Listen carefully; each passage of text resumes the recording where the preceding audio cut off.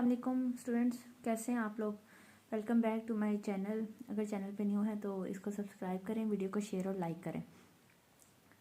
आज जो हम टॉपिक डिस्कस करने जा रहे हैं, जो हम चैप्टर पढ़ने जा रहे हैं, वो है chapter number 6 chemical bonding, chemistry part 1 में से है।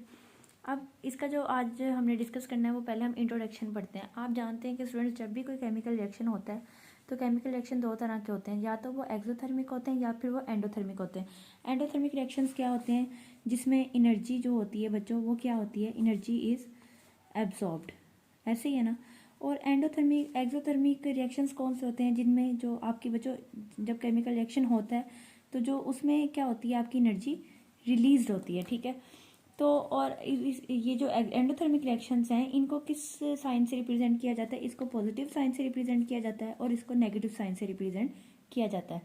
अब अगर हम इसकी एग्जांपल की बात करें, आप लोगों ने कंबस्टन ऑफ कार्बन पढ़ा होगा कि जब वो कार्बन डाइऑक्साइड की फॉर्मेशन होती है तो क्या होता है कि एनर्जी रिलीज होती है। आप लोगों ने देखा होगा कि सर्दियों में लोग क्या करते हैं कि लकड़ियाँ जलाते हैं, और वो क्या है, वो कार्बन और ऑक्सीजन का मिलाप ही है ना। कार्बन और ऑक्सीजन मिलते हैं तो कार्बन डाइऑक्साइड बनाते हैं। कार्बन डाइऑक्साइड जो है वो एक एनर्जी की फॉर्म में जो है वो रिलीज हो जाती है एटमॉस्फेयर में। तो तब जो एनर्जी रिलीज होगी उसका हम नेगेटिव साइन लेंगे। अगर हम इसकी एग्जांपल देखें तो हम लिख सकते हैं कि अगर कार्बन जो कि सॉलिड फॉर्म में होती है वो ऑक्सीजन के साथ रिएक्ट करती है जो कि आपकी गैस की फॉर्म में होती है, तो दोनों मिलके क्या बनाते हैं, कार्बन डाइऑक्साइड बनाते हैं। और जो जहाँ पर जो डेल्टा एच आती है आपके पास, डेल्टा एच बच्चों क्या है, चेंज इन एनर्जी। तो डेल्टा एच जो रिलीज हो रही है वो हमारे पास आ रही है 393 किलो जॉल पर मोल, ठीक है। किलो जॉल पर मोल जो है वो क्या है, हमारे पास एनर्जी का यूनिट है।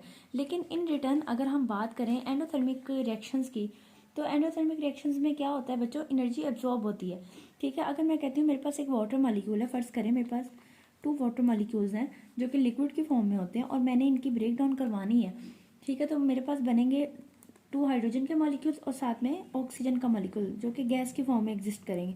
और यहाँ पे जो बच्चों डेल्टा एच आएगी आपके पास, वो आएगी प्लस 285.9 किलो जॉल पर मोल। अब देखिए बच्चों, यहाँ पे हम लोगों ने कौन सा साइन यूज़ किया, यहाँ पे हम लोगों ने प्लस का साइन ऐड किया और यहाँ पे हम लोगों ने नेगेटिव का साइन ऐड किया।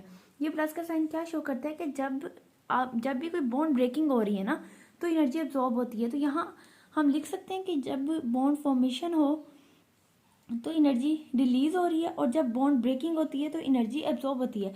एक सिंपल सी एग्जांपल अगर लेते हैं हम, तो हम ये कह सकते हैं ना कि जब भी आपने कोई चीज़ तोड़नी है तो आपको एनर्जी देनी पड़ेगी, और जब भी आप कोई चीज़ बनाते हो तो एनर्जी उसकी रिटर्न क्या होती है, रिलीज होती है, ठीक है। तो यहाँ एक ये भी आप लिख सकते हैं कि बॉन्ड ब्रेकिंग जो है ना वो रिक्वायर करता है एनर्जी को, वहाँ पे एनर्जी एब्जॉर्ब होती है। और अगर आप बॉन्ड फॉर्मेशन कर रहे हो तो एनर्जी क्या होती है, उस केस में बच्चों रिलीज होती है। आई होप सो कि ये आपको कॉन्सेप्ट समझ आ गया होगा कि एक्सोथर्मिक और एंडोथर्मिक रिएक्शंस क्या होते हैं, ठीक है।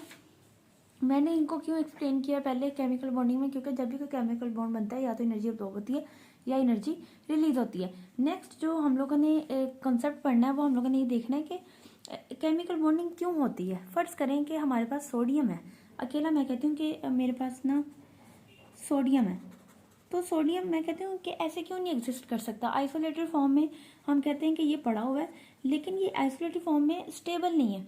क्यों, इसको अपनी स्टेबिलिटी करने के लिए ये क्या करेगा, या तो इलेक्ट्रॉन को एक्सेप्ट करेगा या फिर इलेक्ट्रॉन को लूज करेगा, ठीक है ना।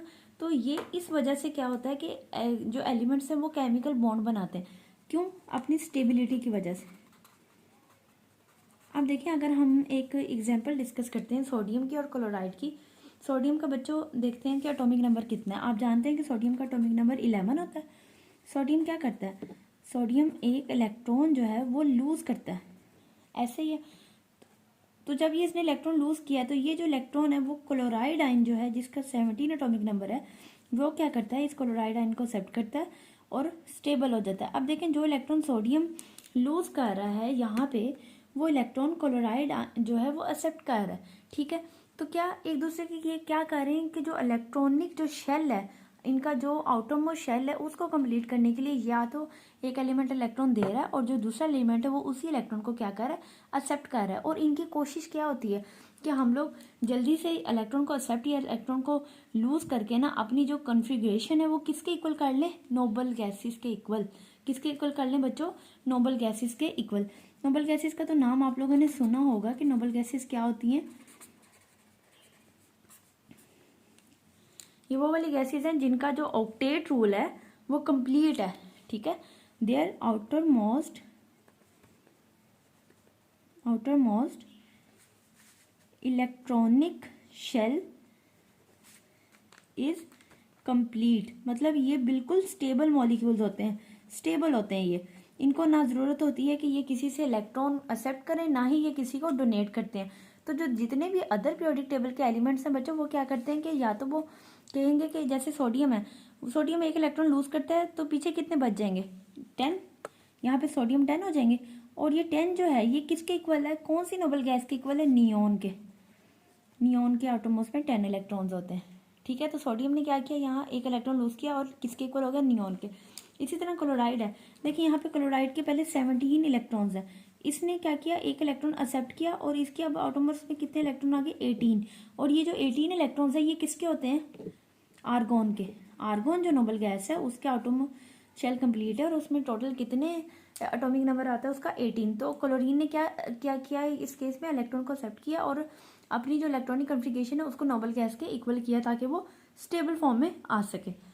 आई होप सो कि यहाँ तक आप लोगों को बात समझ आ गई होगी।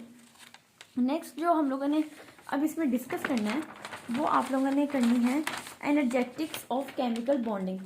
अब बच्चों एनर्जेटिक्स का क्या मतलब है, जैसे मैंने आपको अभी पीछे बताया कि या तो केमिकल बॉन्ड जब भी बनता है एनर्जी या अब्जॉर्ब हो रही है या रिलीज हो रही है, इसी तरह हम लोग यहाँ पे इनकी एनर्जेटिक्स जो हैं उनको डील करते हैं कि एनर्जेटिक्स क्या होती हैं।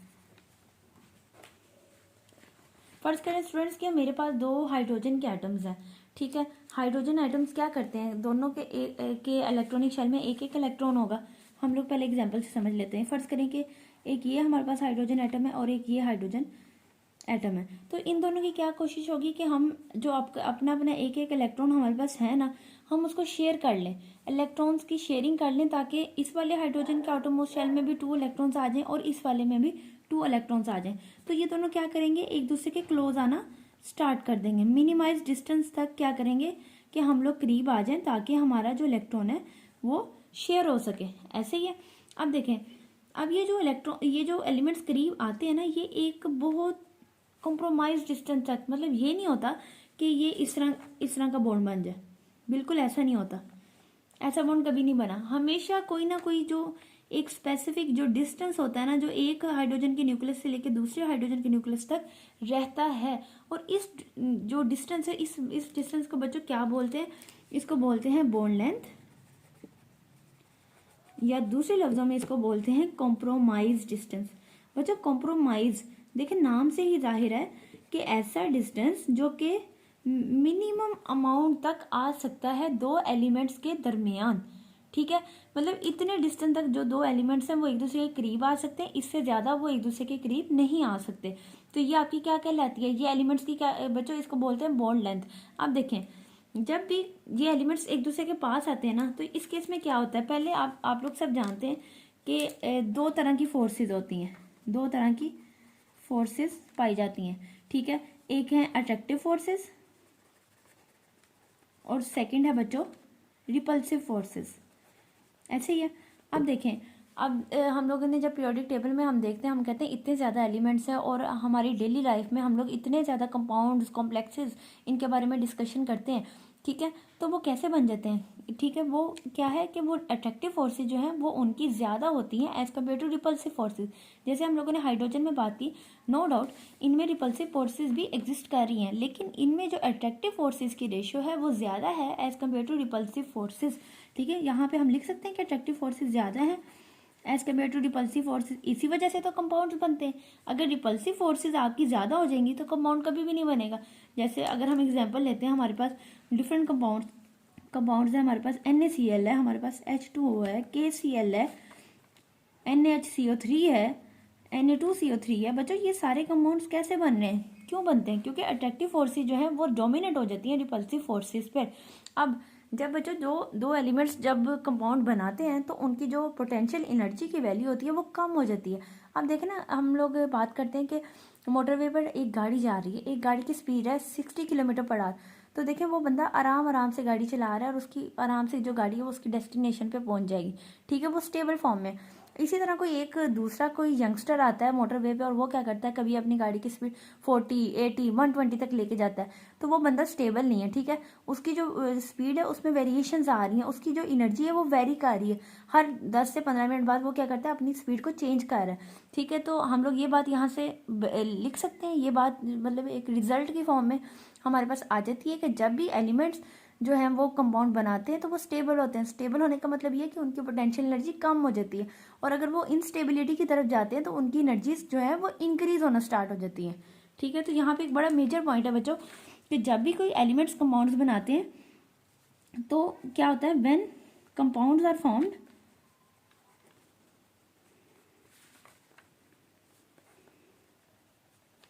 द पोटेंशियल एनर्जी डिक्रीजेस,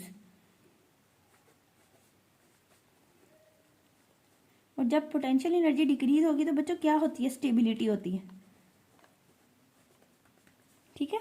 और इनस्टेबिलिटी का अगर हम केस पढ़ें तो उसमें क्या होता है बच्चों, जो इंडिविजुअल आपके जो एलिमेंट्स हैं ना, जो कंपाउंड्स बनाते हैं, उनकी जो पोटेंशियल एनर्जी है वो क्या हो जाएगी, इंक्रीज हो जाएगी, ठीक है। ये केस आप लोगों को समझ आ गया। अब ये जो हम लोगों ने यहाँ पे बॉन्ड लेंथ का कॉन्सेप्ट पढ़ा है, अब hydrogen to hydrogen bond length जो है वो बच्चों होती है 75.4 पिकोमीटर, 75.4 पिकोमीटर, मतलब ये मैक्सिमम डिस्टेंस है जिस इतने जो आपके जो हाइड्रोजन के एटम्स है वो करीब आ सकते हैं, ठीक है। इसको एक हम लोग कह सकते हैं कि जब बॉन्ड फॉर्मेशन हुई है तो इतनी लेंथ तक वो एक दूसरे के करीब आ गए। अब बॉन्ड फॉर्मेशन और बॉन्ड ब्रेकेज क्या है, बॉन्ड फॉर्मेशन एनर्जी अगर हम हाइड्रोजन की डिस्कस करें तो वो कितनी है हमारे पास, बॉन्ड फॉर्मेशन एनर्जी। अब देखिए बॉन्ड फॉर्मेशन एनर्जी जो हाइड्रोजन की होती है वो होती है 436.45 किलो जॉल पर मोल, 436.45 किलो जॉल पर मोल, ठीक है। तो ये होती है कि इतने हाइड्रोजन एटम जब करीब आते हैं, जब बॉन्ड फॉर्मेशन हो रही है तो एनर्जी अब्जॉर्ब हुई है, और जब बॉन्ड ब्रेकेज होगी तो इतनी ही अमाउंट की जो एनर्जी है वो रिलीज होगी, ठीक है। होप सो कि ये कॉन्सेप्ट आप लोगों को समझ आ गया होगा। नेक्स्ट वीडियो में जो है हम लोग इंशाल्लाह एटॉमिक साइजेस का जो टॉपिक है वो डिस्कस करेंगे। अपना ख्याल रखिए, चैनल पर न्यू है तो इसको सब्सक्राइब करें, वीडियो को शेयर और लाइक करें। अल्लाह हाफिज़, टेक केयर।